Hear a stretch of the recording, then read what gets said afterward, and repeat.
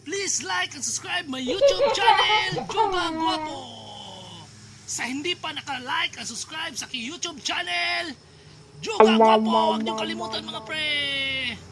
Ngayong umaga ang tirada na sa NATO, magtatanim tayo ng batong! Sa Tagalog, sitaw. Tingnan nyo mga pre, ang laking sitaw. Ito ang pagkukunan natin ng similya. Kasi magtatanim tayo dahil ang sitaw makasurvive nga pala pag sa maraming tubig. Kaya sitaw ang ating itatanim ngayon. Dahil kung ibang gulay, mamamatay lang kasi maraming bagyo ang darating. Wala na tayong gulay. Baka maubusan tayo ng mga pangangailangan. Kaya ngayon, magtatanim tayo ng sitaw. Samahan niyo ako, si Juga Guapo. Mga pre, ito ang mga kailangan natin sa pagtatanim ng batong o sitaw. Ang batong kasi mga pre, madali lang itanim at ang sarap kainin. Marami pa tayong vitamins na kukuha at iba't ibang luto na ihahalo mo ang batong natin pag meron na tayong maani. Ito mga pre, ang kailangan natin, siyempre, ang buto ng batong. Ito, mga matatandang buto ng batong na ito mga pre, dahil ito, pag ganyan na, kukunin mo ang buto na dito, may buto yan, may buto, kunin mo yan, ang buto, tapos, ito, walang buto, ang iba, yan, may buto yan, tapos, ganito ang buto niya, yan. At ibibilad mo sa araw o ilalagay nyo sa, meron kayong abuhan. Ibibilad nyo para mag-dry siya. Tapos, mga alam nyo na dry na siya, okay na, matigas na yan. Mga 5 araw na pa-dry mo o kailan mo itatanim, pwede na. Tutubo na yan mga pre. Ito at kailangan natin ng may waga, guna. Ito, kinakalawang na kasi hindi na nagamit kasi ulan. May ulan at naisip ko, mamatay ng tanim. Magtanim tayo ng batong para hindi tayo mabusan ng tanim kasi marirelax tayo sa ating mga pananim mga pre. Makakawala ng stress. Dahil pag makita mong bubunga na siya, yung pinaghirapan mong itanim at mga idea mo paano palalaguin at patatabain, at maraming bunga, ang ganda at makaharvest ka dahil ang batong hindi masyadong arte. Nandiyan mo lang yan na ang mga sanga, kakatay na yan mga pre. Kaya samahan niyo ako sa aking pagtatanim ng sitaw, batong. Paano magtanim ng batong mga pre? Mga pre, ito na, hanap tayo pag may area kayo na malalaki at maganda, matabang lupa at magandang pagtamnan ng batong mga pre. Hindi masyadong sensitibo ang batong, madali yan lang yung tumubo at maganda pa, madaling bumunga din, kaya makakain tayo agad. Ito, maghukay ako kasi ito, dito tayo tatanim ng batong mga pre. Ito, kaya natin yan. Natin yung bundok, munting bundok lang para sa batong. Lamig yung batong pre, lamig kita makaon jutan na kasi distansya labi na karong panahon na isod na panahon para na atay sudan lamig po ni sinigang o mga isang luto ng batong diskarte ba bata nahukay na natin yun mga pre. Kaya ilalagay na natin ganyan lang yan. Maggagay ka lang ng kunting butas. Yan. Ito ang batong natin. Kukuha tayo ng 2 piraso. Nabit yung buto. Yan. Nope. Yan. Lagay nyo. With feelings sa pagtatanim mga pre. Dapat masaya kayo. At kursunada kayo para tutubo yan with love. Yan.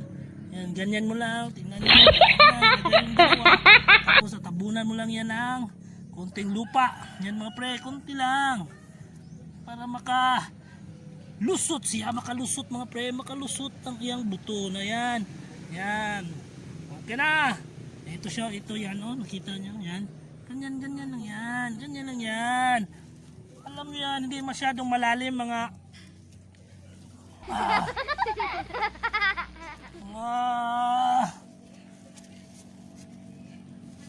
1 centimeter lang yan. Yan, pwede na yan. Ito batong batong tubo ha. Ay para natay sudan puho. Okay. Magtanong pa ta dire ngita taglay area. Kare bundok ko na to na. Ito na tinanim natin kanina. 1. Number 2, ito.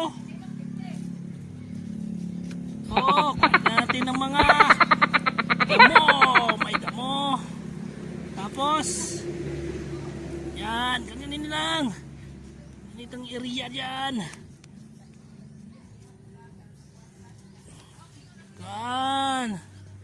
Ganyan lang yan, mga pre. Tapos, okay na yan. Masyadong pabaan ng mountain natin. Ganyan, konti lang.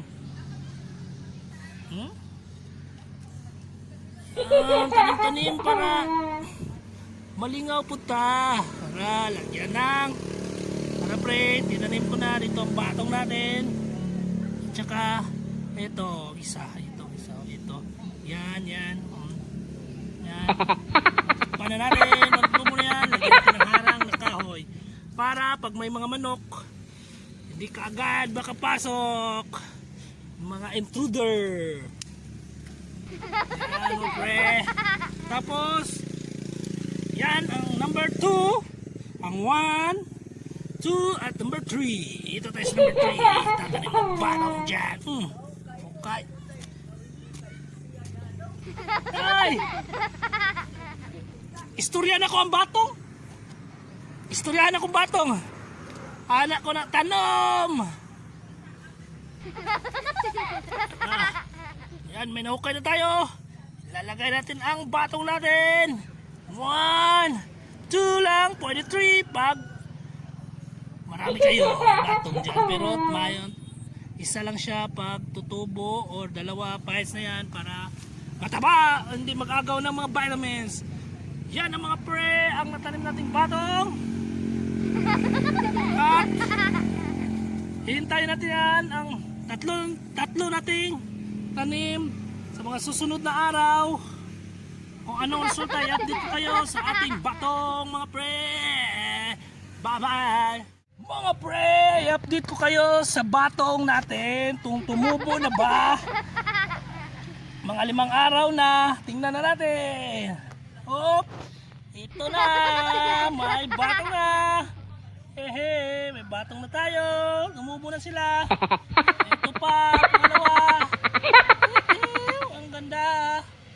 At ang isa bago pa tumubo. Yan. Batong yan. Ito din. Nagdagan ko pa. Meron ito. Ang isa, huli ang isa. Ito yung sagbot. Sagbot. Ito batong yan. At ito pa. Ang ganda. Dalawa sila talaga tumubo. At tingnan pa natin iba. Yan, batong din. May batong na tayong marami. At puntahan natin ang yung ibang araw pa ko pa ng mga tanim. Ito mga pre. Ito. Yan. Tingnan nyo. Malaki na. Yan. Yan. Ito pa. Yan. At yan. Kumatay na. Ito na. Kung kumatay na. Nangkatay na yung bato mga pre. Tingnan nyo. Lagyan nyo lang ng mga sanga. Mabuti yung mataas. Para habulin niya talaga yung gano'ng kataas yung mga sanga na nilagay ninyo. Yan ang batong natin mga pre. Focus din yan. Yan ang batong natin. Tanim. Ilang araw na to. Meron Meron na tayong batong. Yan. Ang isa pa. Ito. Tinanim ko din para may sunod-sunod tayong maani. Yan. Ang batong. Yan. Tayo na ganda. Posisyon. Yan. Yan. Ang batong. Yan. May bunga na. Yay! May bunga na. Yan, dito ko tinanim sa hindi masyadong basa pero tubigan. Yan. Tubigan na area pag ulan. Maganda ngayon. Yan ang bato natin. Ang taba niya. Walang insekto. Ang iba pa nating batong natanim. Yan, bago lang to. Yan. Patay na mga pre. Yan.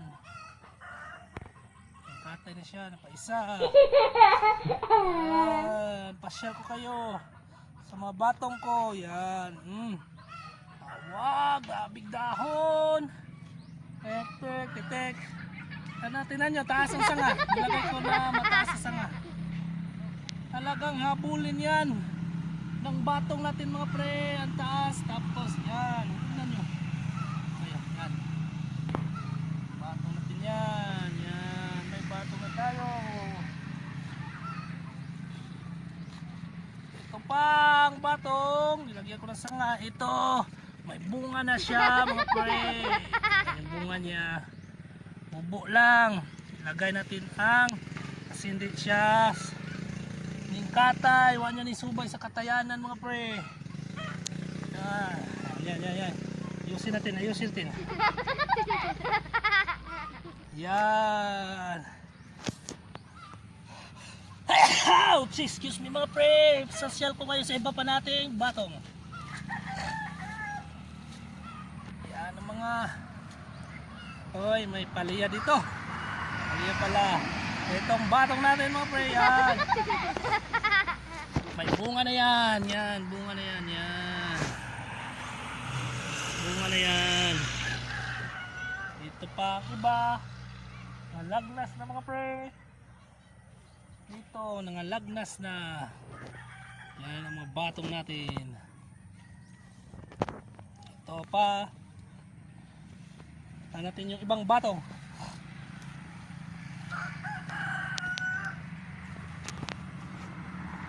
Yan, tingnan nyo. Ito, tingnan nyo ang ginawa ko ha. Parang ganda. Yan. Tingnan nyo ang batong. Yan ang batong natin. Susubay yan natin. Yan o, yan. Yan o, raming bunga o. Marami na ako na-harvest dito mga pre. Tingnan nyo ang bunga. May nagsanga-sanga pa dito. Yan. Dami. Yan. Yan ang style. Yan oh. Subay siya ni subay. Yan. Ang bunga parang Christmas tree. May malaki na. Tingnan nyo pre. Ang taas. Haba ng batong. Yan.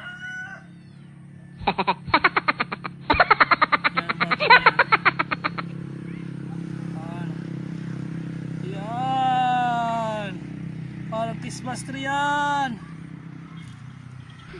Ito maliit hanggang dulo. Tingnan nyo pre, hanggang dulo yan. Hanggang dulo. Hanggang dulo yan. Dami. Show natin dito. Yan. Sabing bunga. Dami tayong bato ngayon mga pre. Kaya sa susunod na video samahan nyo ako. Maraming batong kasi hindi ko pa nalinisan ang garden namin kasi basa ang mga batong dyan lang yan mga batong. Salamat sa pagsama sa akin mga pre. Paano magtanim ng sitaw o batong. Tingnan nyo, malaki na. Makakain na tayo nito. Makakaluto tayo ng adobong batong o panghalo sa sinigang mga pre. Tingnan nyo. Salamat sa pagsama sa akin. Please like and subscribe. Tsuga ko. Salamat sa inyo mga pre.